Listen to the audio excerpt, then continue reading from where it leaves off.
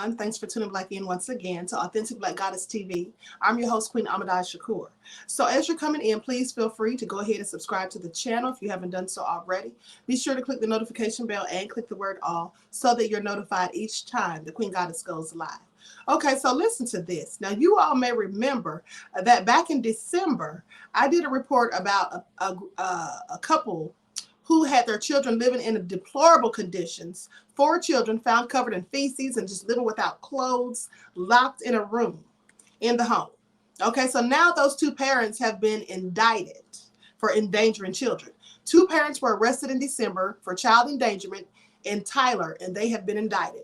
Now, Kathleen Shingeli, age 26, and Corey Evans, age 27, were indicted on March 3rd on 4 counts of child endangerment. And so the Smith County Sheriff's deputies discovered the 4 children in a residence at 6100 of Roans Quarter Road, and they described it as being extremely dirty. Some of the children were covered in feces and locked inside a small room without any clothes on, honey. And no telling when's the last time the poor children had eaten. Now, for those of you who missed that report, I'm going to share my screen so you can see the footage of the, this story first broke. Okay, likes up. Everyone, please like and share.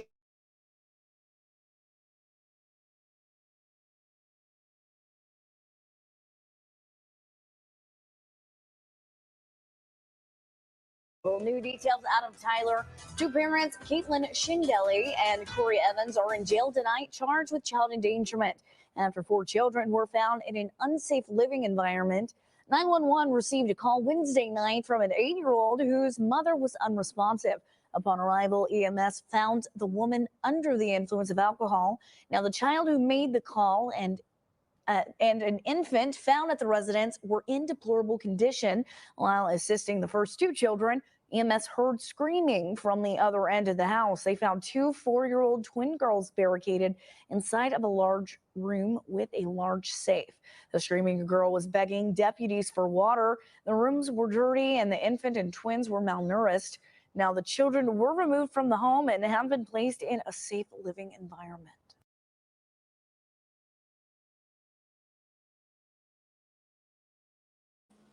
So that is also egregious and clearly crazy. First of all, the children had not even had water. They were begging for water.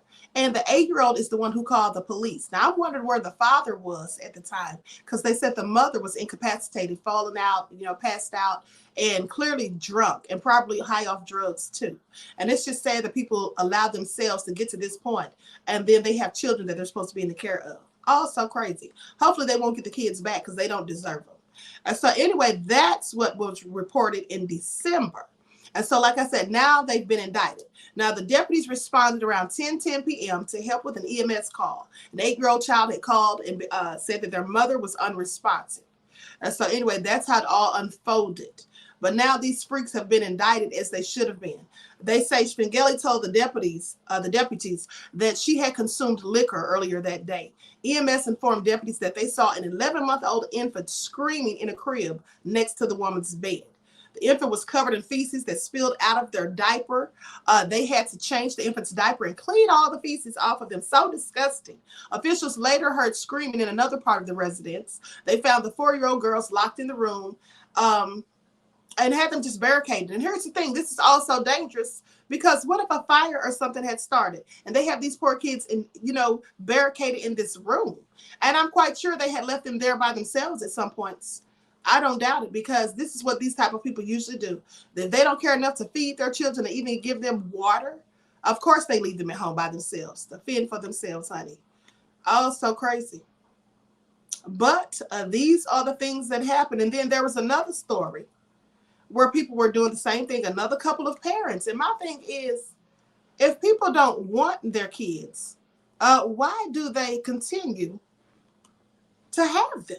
I'm just curious. If you don't want your kids, honey, why do you continue to have them?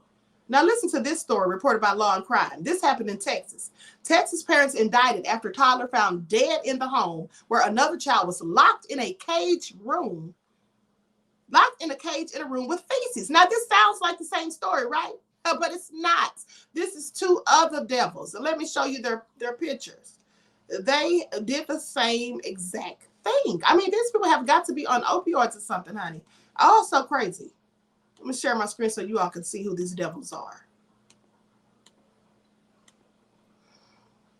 And this is them right here. Another couple. These people are married, honey. And this is what they're doing with their kids. And so anyway, it goes on to say,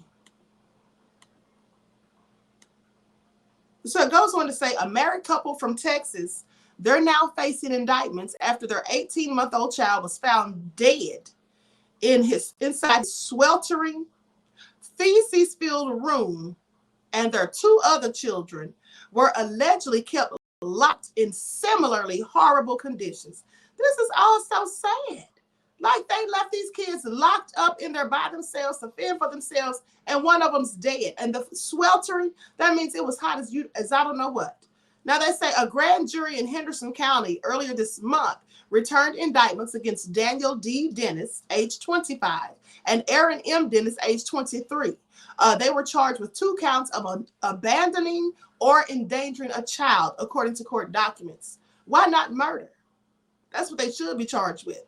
Now, the charges contained in the indictment stem from injuries sustained by the couple's surviving 2-year-old and 4-year-old children, both of whom were placed in the custody of Child Protective Services, or CPS.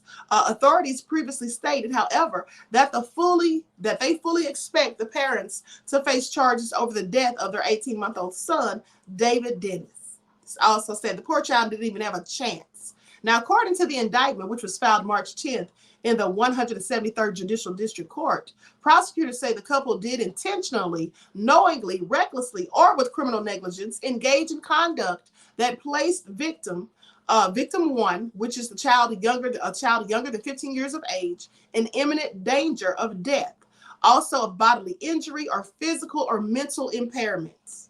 Specifically, they're accused of locking victim 1 in a room with walls and doors covered in feces, as well as refusing to voluntarily deliver the child to a designated emergency infant care provider. Now, with regards to the second victim, prosecutors allege that they similarly kept that child locked in a cage in a room with feces, like a dog. I mean, they're treating their children like animals, locking them in cages in rooms full of feces, not feeding them, not even giving them water.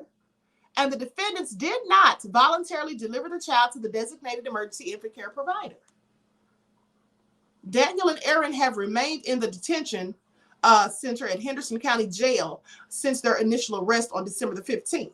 Now, jail records show that a judge set Aaron's bond at a total of $750,000, while Daniel's bond is $1 million.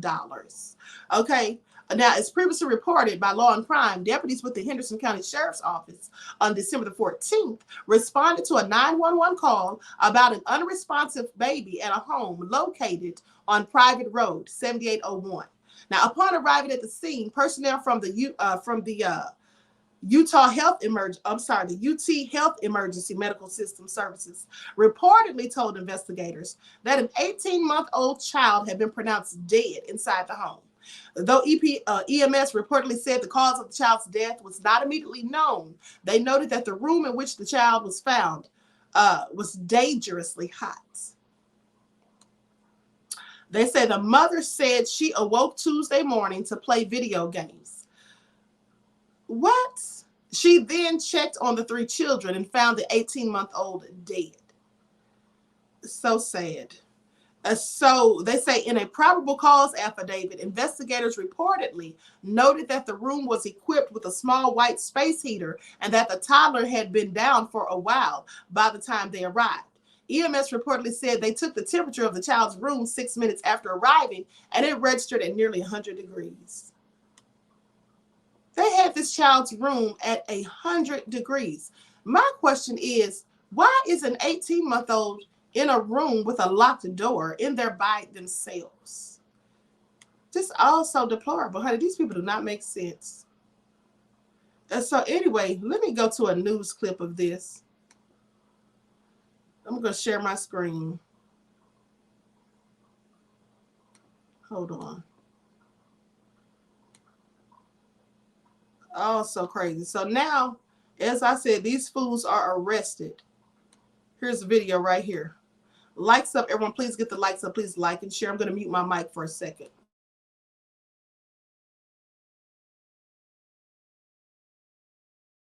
Investigators say 2 more siblings, ages 2 and 4, were rescued from a locked room in deplorable conditions where temperatures reached more than 100 degrees. KETK's Raina Revel has more about this horrifying incident. It started with a 911 call to the Henderson County Sheriff's Office Tuesday from this house. The mother telling police she woke up to play video games, and when she went to check in on the children, the toddler was dead. Deputies say the condition of the house was deplorable. There was human feces on the walls and dirty diapers on the floor. The children were kept caged. After interviewing the mother, she basically said it was a makeshift cage. They had taken a crib and turned it upside down, put the mattress on the floor, put the box screens on top of it, and then they took like a pet cage and surrounded that cage in case he got out of it. He was still in a fenced-in type area. Investigators say parents 25-year-old Daniel Dennis and 23-year-old Aaron Dennis had locked the children in a room to prevent them from escaping. After I put out the release on social media today, we're seeing where some of the neighbors have commented on there saying, you know, they never saw the kids outside. So it leads us to believe, you know, they were there, just kept inside that house. When asking neighbors, most were shocked to find out what had occurred. Matter of fact, you're the first person that asked me about it because, like I say, we don't go butting into people's business around here. I mean, it's a dead-end dirt road. You wouldn't expect something like that. As a grandmother, Wethington says she was devastated to learn the horrors being lived inside the house. It don't make no sense to me. It really don't make no sense to me. Why could somebody do these babies like this? Sheriff Hillhouse says they are still waiting for an autopsy to determine if mother and father will be charged with additional crimes. Their bond is set at $1 million each. Raina Revel, KTK News.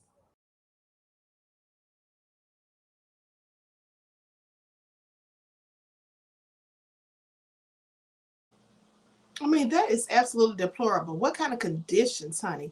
And then here's the thing. I often notice that when I cover these types of stories, and these people have their children living, you know, neglected and endangered conditions, with living in squalor, with no food and all these things, and locked in cages and stuff. Do you notice that these people always live off somewhere by themselves, like where there's no neighbors for miles around usually, so they can just be doing all this stuff without being noticed? That's what it seems like, you know. And then the children are not, a lot of times these children are not even being sent to school or any of those things, left at home alone. It's all so crazy, really sad. If people don't know how to handle or deal with kids, honey, and don't want kids, please stop having them. That's all. It's not hard. But they probably have these children so they can get welfare checks, honey, and EMT. I'm not EBT and all that stuff. And so anyway, in other news, a 5-year-old Florida girl drowns after being kidnapped by her mother, who crashes into a pond while trying to escape the police. Now, I talked about this a few days ago, but this is the update. And so they say the 5-year-old Florida girl died after her mother kidnapped her and led police on a high-speed chase that ended with the vehicle crashing into a retention pond. Pamela Teresa Cabrera, age 32, led police on a 30-mile pursuit and sometimes exceeding 90 miles per hour before she crashed her vehicle in the pond as she tried to exit the interstate. The officers pulled the fool out of the water, but were unable to locate her daughter. And her name was Vanity. She obviously died and was found later at the bottom of the pond, honey. Oh, so crazy. These are the things that people are doing. And so she's being charged with murder, as well as all the other foolishness that she did. But hold on. Let me show some of these clips. Some of these clips of what happened. So here's what they say. Cabrera's family told the police that there had been an altercation at their Shore Rush Trail home prior to the abduction. Now, her cousin, who has served as Vanity's guardian for the last 2 years, said that Cabrera has suffered with mental health issues for quite some time. They also said that Pamela wasn't a bad person. She just needed help, and she didn't get the help she needed from the government. She wasn't a bad person. Solange Slakier told the news outlet. She said, we tried to look for help plenty of times, and we called police plenty of times to help her. We took her to a psychologist, and Pamela just needed to get some help. And now, they say They claimed that despite Cabrera's efforts, her cousin's mental health battle was like a roller coaster with many ups and downs. And saying that she claimed that Cabrera's struggle recently got worse after she got pregnant, and then she stopped taking her medication. And so even when she was admitted to a mental health hospital and she was taking medications, everything got worse because she was pregnant again and she just didn't want to take the medication. And so, according to an affidavit obtained by the First Coast News, when Cabrera would take her medication, she was normal and functioning. Now, that's what the relatives said, alleging that she would act like herself and was able to think clearly. However, when she was off her medication, she would often lose track of time and go many days without sleep. They said she lost custody of Vanity after Slaker took care of her child. And then for the entire, who was 4 years old, for the entire month while Cabrera was unwell. So she lost custody and all of that, and the cousin was trying to take care of the child as best she could. And then they say DCFS had required Cabrera to complete behavioral classes and to receive custody of her in order to try to regain custody of her child. It is unclear if she ever enrolled or even completed the course. Now, they say the 32-year-old's mother, Maria Ortiz, claims that Cabrera was lost without Vanity, and she was suffering even more so because she didn't have her child. Ortiz actively tried to seek help for her daughter and was in the process of obtaining power of attorney over her so that she could help Cabrera make decisions when she was not in her right state of mind. They said the family has asked the public to withhold their judgment and instead pray for them. Well, honey, I'm going to pray for them. But at the end of the day, they need a whole lot more than prayer, honey. This person needs to get some serious mental health. And this is the thing. This is why I did that broadcast talking about mental health issues in the Black community. Because Black people have mental health issues and either don't want to go get it checked out, don't want to sit down and talk to somebody and get the care and help that they need, or they're given medications and then they stop taking the medicine often when they start feeling like they're okay. You're only feeling okay because you're taking the medicine. That's what they don't seem to get. And then they'll stop taking it. Now, in her case, she stopped taking it because she was pregnant again. The last thing somebody with mental health issues needs to be is pregnant. I'm sorry, it's true. But at the end of the day, she stopped taking it because she was pregnant. Now, I don't know if the doctors told her that she wasn't supposed to take it. Maybe she couldn't take it while she was pregnant. I don't know. But nevertheless, honey, this is what happened due to that. The 4-year-old poor child is dead, or the 5-year-old. Dead, honey, found at the bottom of the pond. So it's just all sad, honey. It's like a never-ending cycle of BS for Black people. And my thing is, this country puts all of their money, funds, and resources into all the wrong programs. You know, they want to give more money to the police. Why do the police need more money? We have all these corrupt cops going out here stealing and robbing drug dealers, clearly, so they have money, right? And then we have them going out here with their civil asset forfeiture BS and confiscating people's money and valuables without even having a probable cause to do so. No type of justification needed. Why on earth do the police need more cash? I'm just curious. And then, you know, they give money to all these other countries and stuff. They could be implementing all these funds into programs to help people who have, you know, who are homeless on the streets, people who are unable to take care of their kids, people who have drug problems. I mean, they actually do have stuff for people with drug problems. And their solution to that is to let you come and sit down and do your drugs legally and mind your business while you're doing them, so they don't have to worry about you having overdoses. That's for the opioid crisis. That's what they do about that. And then for the Black folk, they got the crack pipes that they give you all. So you can go and do your crack, you know, with at least clean pipes. That's their solution to the drug crisis. Also crazy, honey, clearly nefarious. But anyway, it is what it is. So with that all being said, I'm going to conclude this broadcast. Everyone, please like and share, subscribe to the channel if you haven't done so already. Be sure to click that notification bell and click the word all so that you're notified each time the Queen Goddess goes live. All right. And I hope to see you all in the next chats.